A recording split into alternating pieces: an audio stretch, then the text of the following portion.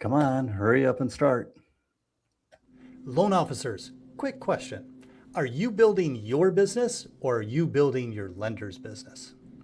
Because that answer changes everything. Today, we're breaking down the Go Broker flat fee model and how it can change the way you serve your clients and grow your business.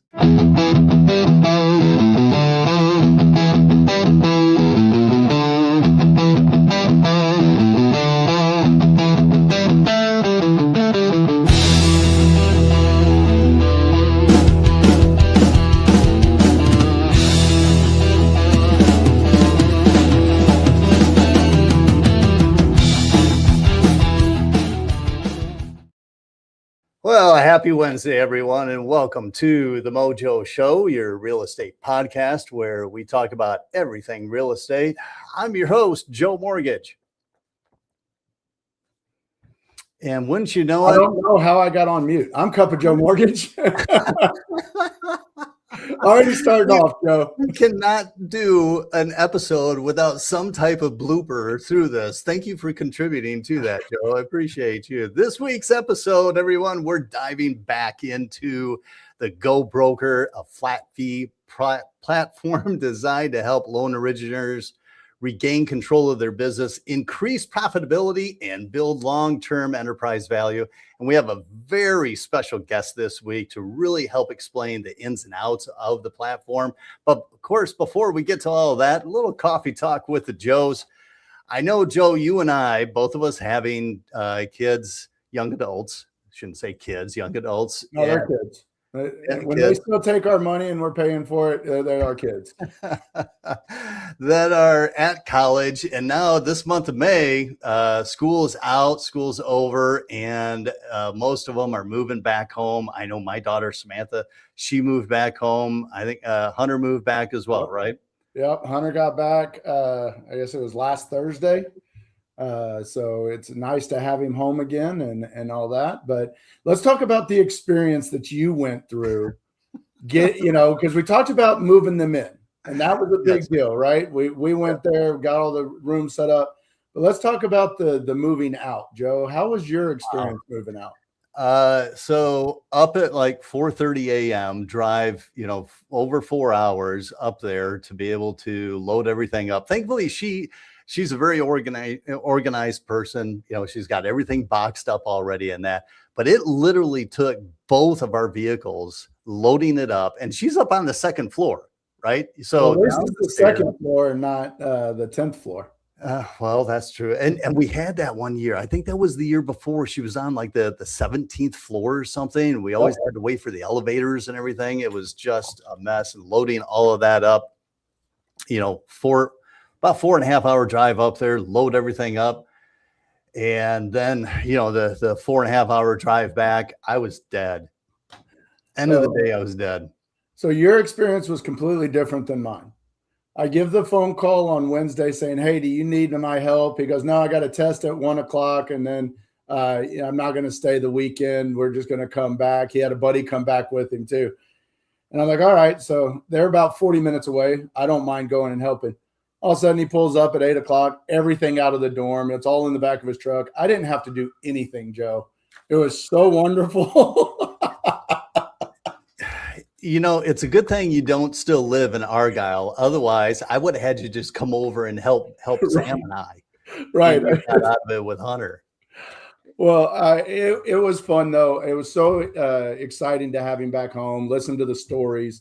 Absolutely. So I was excited for him. It was nice knowing. But I will say this, you and Sam probably packed y'all's stuff a lot nice and neater, because all of a sudden I look and his bed sheets has everything in the sheet wrapped up, and it's just in the back of the truck, tied in knots. Yep. I'm like, okay, so It was just put everything in the sheets and bring it home. Yep. But great. Well, I'm excited about today's show, Joe. I know you are too. Super excited. I'm going to let you introduce our guest today. But like you said in that intro, are you building your business as a loan originator, or are you building another company's business? And that's where the thing today is really the heart a of great it. Topic for us. Yep, absolutely. So And it's awesome to be able to actually have the chance to introduce this guy. I mean, really, he doesn't even need an introduction, but I'm going to give him one anyways. And I could probably take up the whole show with all of his accolades, but he is the president and CEO of UMortgage and a huge advocate for the mortgage broker channel. He's been a mortgage broker himself since 2003 and helped build Garden State Home Loans into the #1 mortgage broker in the country. He's the founder of Arrive, an all-in-one broker origination platform, as well as creator of Tempo, which is a UMortgage's proprietary sales, performance, and business management platform designed specifically for LOs. Please, everyone, welcome to the show, Anthony Casa. See, Anthony, it puts you on mute too. He's on mute too. How did that happen? There we go. Thank you for the introduction. It's great to be here with you guys. I've been watching for a long time. It's crazy. We're up to 89 episodes, guys. Congratulations. You've been doing an amazing job. Thank you. Well, thank you. Anthony, Joe did a great job introducing you. You've been in this industry for a long time. You're on other podcasts. You're out there. You're known. But tell the viewers a little bit more just about you before we get started. And then I'm going to put this little banner up there for people to feel free to drop questions and everything or comments, and we will share them. But Anthony, tell the viewers a little bit just about yourself. Yeah. So, I'll give everybody some non-mortgage background. Was born in New York, Queens, New York. My family moved to New Jersey when I was 3 years old. Grew up in a really poor family. I actually dropped out of school when I was 13 years old. My dad had a stroke, and I was the only person really in the family that could work and could contribute to the household. And they needed me to contribute to the household, so I started working full time in a restaurant at that point. Never went back to school. Never got a GED. Never got a college education. But I got the best education that you could possibly get, and I'll put this out there to anybody, is like working those 6 years in the restaurant taught me everything I needed to learn about, leading people, understanding client experience, understanding inventory management, understanding humans. Just like people are, amazing, and people are also difficult. So, being in the service industry taught me a lot, and I look at that as my college education. I was fortunate enough to get recruited into the mortgage industry when I was 18 years old. And it was like, I don't know how to put it. It was so intimidating. And at that time, it was like this very glamorous industry. This is back in 2003. Mm-hmm. And it was a very glamorous industry because like all these guys were making so much money and they had fancy cars. And I'm a high school dropout that's coming from a restaurant, and I'm not glamorous. But the one thing I had going for me was my work ethic. And, when I went to go work in the call center, my dad would drop me off at work at, 6 o'clock in the morning. I would, try to organize my day. I really didn't know what I was doing at that point, but I would spend my 9 to 5 just walking back and forth where the top sales guys were making their calls. And I would just listen to everything they said. I don't know how nobody didn't bust my stones, because I literally just spent my whole day walking and listening to these guys.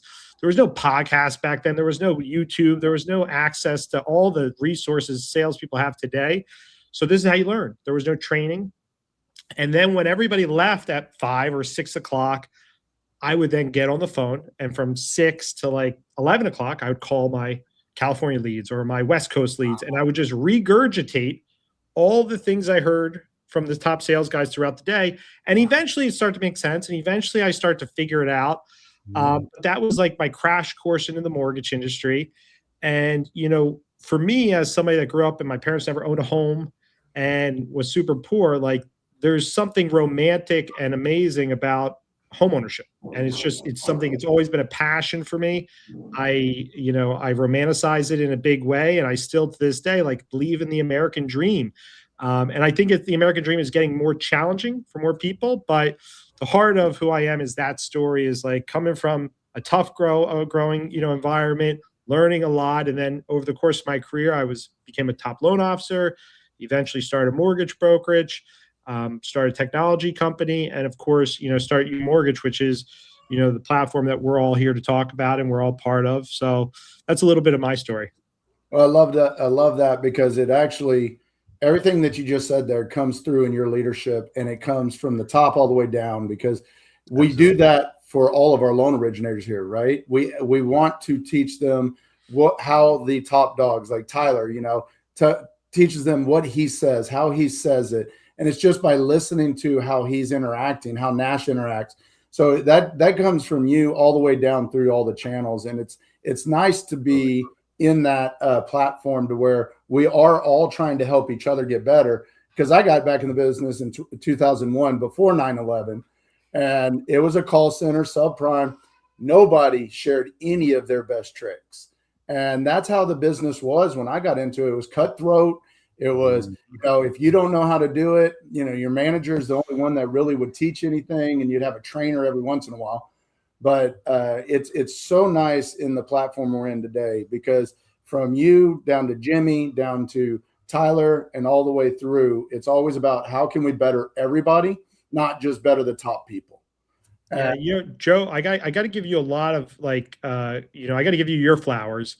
Is you do the same exact thing, and you lead by example. You're also somebody that gets into the weeds of issues, and I think there's something to be said for that leadership style. I really genuinely think it's a leadership style that we're losing in a bigger way in the mortgage industry, and probably in a lot of industries with work from home and the different work lives that people are leading today. But I just see how you're teaching from the core issues, the first principle issues, and it really impacts all the loan officers. Like when I'm talking to guys on your team, they bring it up. They're like, oh, Joe just gave me the business. And they don't say that in a negative way. They value accountability. They value your leadership. So I think, I appreciate you saying that about me, but I will say you, Nash, obviously Tyler, obviously, Josh, I think you've created an environment and a culture that sets that tone. Yeah. And I think that's something that kind of rolls into what we're talking about today, because I think that's something that is lacking in the retail world, right? Instead of the broker world. So Anthony, if you could touch on why, speaking of the retail world and that, what do you think, or why the traditional retail model is really failing a lot of loan officers today? This has been my kind of genesis of why I've been a broker for almost my entire career, with a very small year window where I was working for a retail lender. It's about alignment. And I think what the broker channel does that's unique to the broker channel is the loan officer doesn't work for the bank or the lender. And because of that, the loan officer is completely independent, and they have 100% alignment with the consumer. And when you have 100% with alignment for the consumer, you basically work for the consumer. Mm-hmm. And they are truly looking at the consumer's full picture, not just, hey, this loan. They're looking at job changes. They're looking at potentially, upsizing homes in the future, downsizing homes in the future, or different investment things that they've communicated to the loan officer. And they're identifying a lender partner that's not just, hey, best rate, best product, lowest fees, but ultimately who's going to be the best outlet for that consumer for all their future goals as well. And when you have that alignment, the consumer wins in a big way. In the retail world, and the bank world, the loan officer works for that company. They're not looking at options. They're not looking at 20 different lenders. They're not shopping around to figure out who's the best lender for this consumer. They're putting that consumer into a loan with their one option. And as we all know, guys, we have lenders that are unbelievably great at conventional and agency govy, right? Mm-hmm. But then you look at them on jumbo, or you look at them on a bank statement program, and they're priced out the wazoo, or they're just not aggressive. But here we go over here, we have 3 or 4 lenders that love that. That's their appetite. That's what they want. They price more aggressively, but they're also just better at those loans. They're better at underwriting those loans because that's what they're looking for. So I think, for us, it really comes back to the alignment from the consumer and the loan officer. And then the lender, yes, we do have alignment with the lender. They are our partners. but we prioritize what's best for the consumer when selecting a partner in the retail channel. They don't have that. So I personally think that's what differentiates the channel. And I think that's what's led to the broker channel going from 8% market share 10 years ago to over 25% market share today. Yeah. Now, when it comes to, retail, that's where I came from. we actually came over here. We had the non-Dell. And honestly, I did not really understand the difference in why UMortgage had the non-Dell part when we first started, right? Because we've gone to the broker model that we're talking about today recently. But there was a true difference in our setup because we still have the non-Dell channel. There was a true difference in what true retail was versus the non-Dell. Where at UMortgage, that margin, right? We talk about margins, and that's why in retail it's harder to keep the margins as high as they are to be competitive. But we don't have that. Even if you are looking for that non-Dell branch, we have those still here at UMortgage, but we don't have a built-in margin on top. Everybody knows where we're setting that margin as a company, and that was what was the difference when we came over that I really enjoyed. And I think that kind of aligns to what you're talking about is, when you're in those bigger retail companies, they build in the margin from a corporate standpoint and other things that are outside of the branch's control. And I think that's where it fails the loan officer to be able to do what you just talked about, with aligning with the client, going after these other products and these other companies, because a lot of those companies don't want the fluctuating margins that some of those retail companies do today. So I do like the non-Dell model we have at UMortgage, but the broker one, it's really opened my eyes up to, we're still operating the same way. So, it was always scary to me on the broker side of, you got to know this portal, you got to know that portal, you got to get this pricing. Well, that's all changed from when, I think I went broker first time in 2007, and we were doing everything still from paper rate sheets. Those days where you get that. And it is a different in the model today because of the systems that you have built or you've been part of building, and Arrive being so interactive and reading between the other broker systems and getting pricing in one spot. So, I do have a question for you on that. What changed, or when did you start looking at that change of all these other broker, investors? And how did you come up with knowing that we need one system? Because like you said, you created Arrive for a reason, and that was more of a broker model, not for retail. Yeah, that all happened while I was at Garden State Home Loans. And, basically we had built a connection in our internal Garden State Home Loans ecosystem with UWM. UWM was the only lender that we could get to give us kind of this connection where they would we built a Salesforce kind of instance that sat on top of our LOS at the time, which was Calyx, which is not good. But it allowed for us to price loans in real time, not go into a lender portal. It allowed for us to, transmit the data from our loans into the lender portal at UWM. And we became incredibly efficient and scalable. Like with 50 people, we were doing, 300 to 400 loans a month. And it was all through this connection. But the challenge I identified was like, hey, man, we're so efficient with UWM, but I start pricing loans with other lenders, and they have better pricing. I was at the time, we were acting like sort of like a retail shop because we're sending everything to UWM. So what I realized is I couldn't get the lenders to connect to just Garden State Home Loans because it was just one broker shop, and it was a lot of work just to connect with one broker shop. So I had this vision. I was like, man, we got to create a marketplace where all the brokers have one platform and all of the lenders connect with that platform because it's worth it. If you have thousands of brokers in one place, it's worth it to, build the plumbing for your pricing to show up every day and build the plumbing for you to transmit loans from their system to your system. And that vision really was something that the minute, I started AIM, I went out to market and I started to talk to loan officers and brokers about it. And they were like, man, if that existed, that would be a game changer. Then I went back to the lenders and said, hey, if we built this and the loan officers and brokers were on board for it, would you, build the plumbing and would you connect to it? And they were all like, yeah, absolutely. If you can get brokers on there, we'll do it. So, when we rolled it out, obviously I'm not a technologist. I just had a vision And I really understood the business at a deep level and understood that this was a pain point that was necessary. So, I essentially, went out and raised the capital, started the company, and I found a great technologist. And that technologist is Harish Tejwani. He's the CEO of the company. He runs the company. It's his company. And he brought the vision together. Without him, it's a dream. He brought the real platform to life. But for me, as a broker going back to 2011 through 2016, this didn't exist. It was so manual. Me and my business partner, there's pictures of us working 24 hours a day, scanning documents to the lenders. Like, it was brutal. And what Arrive did is it changed that entire dynamic where you have one platform, the consumer's point of sale is directly built into the LOS. The LOS is directly built connectivity to the lenders. And because of that unified experience, you as a loan officer are sitting there pricing loans, selecting lenders based on what's best for the consumer.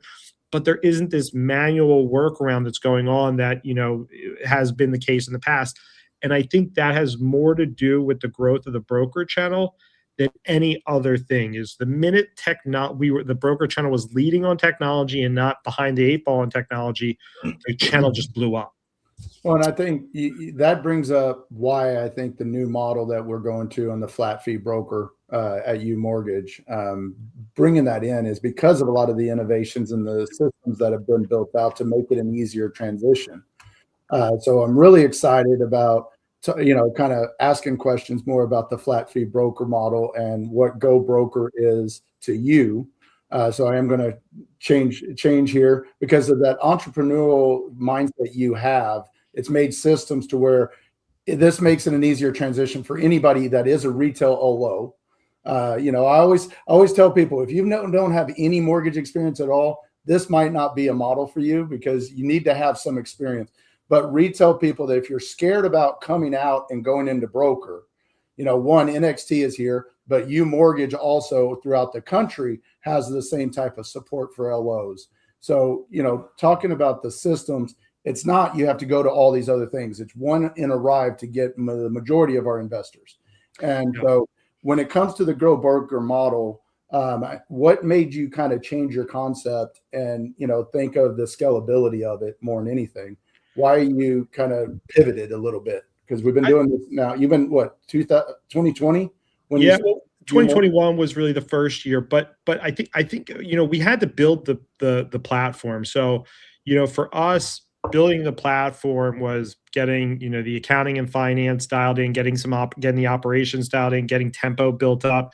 So we spent 4 or 5 years building up the infrastructure, and the goal is like, hey, once you build it, then you can scale it. And I mean, this is what we went through with the Rive as well. Is like, the platform was good, and it was just like, it took years for it to get really to be great. And then once it was great, man, that thing blew up like no other. It's number one LOS in the country, in the broker channel. So for us, it was build the platform, get it dialed in, get all of the back office stuff super, automated, and then open up the broker model and really scale that. And that's what we've done. Now, to your point, I think one of the biggest things that I would put out there is the broker model is not for everybody. And I think the reason why it's important for us to, have that conversation is, you have to have a little bit of an entrepreneurial spirit to be a loan officer in the broker model. The trade-off that you make in the broker channel is, hey, I'm going to have a little bit less support and a little bit less, comparative to the retail world where there's, branch manager and regional and just LOAs and all this layers of things. I'm going to have a little bit less of that in exchange for a lot more compensation. But in order to make the higher compensation, you are kind of the CEO of your business. Mm-hmm. And as the CEO of your business, you're a little bit more involved in the systems, the processes, the loan structuring, the underwriting processes. And, that's part of the game. Now, over time, you can really dial it in. We have loan officers here at UMortgage in this model that are doing 25 to 30 loans a month, and they have an incredible work-life balance, and they golf on Fridays, and life's good. It takes time to build up to that. Like, you have to figure it out first. But for me as a loan originator, I always looked at it and says, like, if I'm going to be 100% commission, and I have all this skin in the game, I would like the upside of the broker model where you can make as much as 2 3/4, but I'm going to deal with some headaches and I'm going to learn through the process of, having some setbacks. But when I figure this thing out, man, the upside is so significantly greater than the retail model that it'll all be worth it. So if you have that resilient mindset, I just think the broker model is such a grand slam in comparison to your traditional retail model. Yeah. So with the new model, because we're also talking to branch managers out there that maybe they want that change. They don't know how to do it. How does a branch manager, when they're coming over to the broker, how do they make compensation off the people that they bring in? I know we'll talk about a webinar that you guys will do, but this is where I think UMortgage sets themselves apart in the new model, is some of the things that you put in place. So let's talk about some of the incentive part of it from a leadership standpoint. Yeah. So we the outline of the broker model is like we charge $9.95 per loan. If you are bringing LOs with you, you can make $500 per loan off of each of those LOs, and that comes out of our $9.95 per loan. That's not like baked in anywhere. It's very transparent. So I think like $500 loan is a lot of money. Like if you have LOs that are doing business, that adds up in a big way. Now, it might not be if you're coming from retail. Like I know retail managers that are making 75 bips off their LOs. The problem is this, guys, that's not sustainable. There's a high level of like loan officers in the retail model change companies every 3 years. When you're in a model where your LOs are making 275 bips and you're only making, you're making $500 per loan, it's very sustainable. You're not making too much. And they're in a situation where they're making the lion's share, so they don't have a reason to leave. Like they're happy with where they're at. They're able to. They have the flexibility to sell lower rates. They're really in control of their business. So it's a high retention model. So if you can wrap your mind around like you're not gonna, buy a vacation home off of your override on LOs, and you're just gonna make a little bit of annual money. This is a producing manager model. I would say that is like if you're a non-producer, that's going to be a challenge. But this is a producing LO model, and it's very sustainable and it grows. The other thing that happens because we have this recruiting incentive is if an LO recruits another LO, they get the $500 recruiting incentive. So if Joe recruits John and that guy comes into the broker model, Joe would get the $500 per loan as a recruiting incentive for that. So it's not exclusive to managers, but I think for us that creates this kind of organic growth model. It also rewards, LOs for, making the introduction or bringing LOs onto our platform. But ultimately, it's, sustainable. And I think that's my biggest thing is like at the end of the day, guys, what's not sustainable in the retail model, as we've seen. I mean, think about who the top 10 retail lenders were 5 years ago versus now. They've all changed. The names of the top 10 retail lenders, there's been so much consolidation. So many of those lenders have gone away. And that's a byproduct of an unsustainable model. This is a model where the loan originator is making the lion's share of the money. There's a layer of recruiting incentive there. So it's valuable for somebody to recruit and manage LOs, but it's not such a large amount of money that it results in a lot of turnover. Let me ask a question here, Anthony, about this. And you kind of touched on it already, but one thing I, by the way, I always have loved is your transparency about everything, right? So when we talk about the Go Broker flat fee platform, help our listeners understand what we mean by the flat fee. Can you break that down for us? Yeah. So, I mean, basically the flat fee is what the company makes on a per transaction basis. Now, we have an annual cap in place. So if you're a loan officer and we charge $9.95 per loan as our flat fee, you close, 50 loans, we cap out on our $9.95 for the year. So basically, if you're closing 75 loans a year, you're not going to pay that $9.95 past loan 50. So, all those loans above that, you're basically making 100% of the compensation. We've modeled this after what's going on in the real estate world, like EXP, Keller Williams, like there's these cap models that are out there, and the proof's in the pudding. Like they've grown exponentially and they've eaten the lunch of the traditional real estate brokerage, right? And I think that's what we have here is like, it doesn't cost us more money to support a loan at loan 70. So why would I penalize an LO for doing more production? I should reward them for doing more production.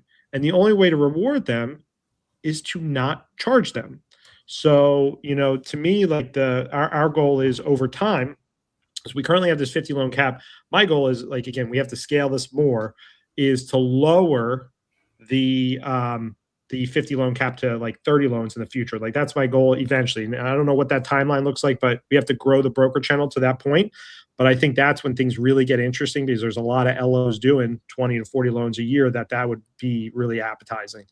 Well, one of the things that I love about it, I know we're getting to the end, Joe, so I'll let you go to the next thing. But one of the things that I love about it is it's made us as leaders change our mindset. We're not here trying to make money off of your margin anymore if you're an LO. So what can we do to keep a team together? And that's where, we're going to have Tyler on here to talk about the coaching programs that we've come up with. And, if you're a broker and you're making the 275, you have to invest back into yourself and paying for coaching and things like that. So if you're a leader and you want to keep a team together and support, you got to think of better ways to support your team and give them a service that they have to pay for. And that's one of the things that I love about how we've had to change our mindset of how do we lead and build these people to get stronger. Well, we'll start up a coaching program. We're going to start up contract process. We're going to do these things to keep that support there. And I love how you have supported that for us too at NXT, because without that, we wouldn't have the same community that we've built over the last 3 years. And it just shows that UMortgage and, the community building is still that same mindset. And that's what I love about it. But Joe, I know we got to transition, but one thing I want to say on that real quick is earlier in this message, you asked me the question about why the broker channel is better. And I shared the alignment between the LO and the consumer drives a better outcome for the consumer, right? Yep.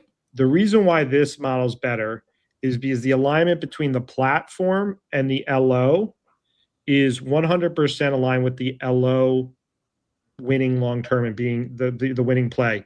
And I think what Joe just expressed is such an important thing. It's like, and a lot of retail lenders are like, oh, we got a CRM, we've got a coaching program, we got this. And guess what? The LO doesn't know that they're paying for all that in their pricing. And they never got an option to choose and not choose what they wanted. Yeah. They just get this buffet of stuff that the corporate leaders up in some ivory tower picked for them and jammed it in their pricing. In our world, we've got to prove it. If we want to do coaching, if it's not valuable, the LO can opt out of it. If we want to have events, if it's not valuable, they're not going to pay and come to it. So we really puts a lot of accountability on leaders like Joe and Tyler and myself to make sure we do things that are valuable for the LO. And if they are valuable, they'll pay for it. And they're willing to pay for it, but that's their choice. So sorry about that. No, that's great. That's a great point. Well, Joe, tell our viewers, how can they find out more about this? Well, and that's a great point. As we start to wrap things up, I mean, if you're a loan officer watching this, you don't have to stay stuck in a model that limits your growth, right? There are better ways to serve your clients and grow your business at the same time. If anything we've talked about today resonates with you, or you've been thinking about what the broker side might look like, right? Reach out to us. No pressure, no pitch. We're happy to just have a conversation and share our experience and everything. I know that you can sign up. Matter of fact, we'll pop it up here real quick. You can sign up for tomorrow's Go Broker live stream tomorrow, the 21st at 3 p.m. Eastern. It's hosted by himself, Anthony Casa, and Brad Britton.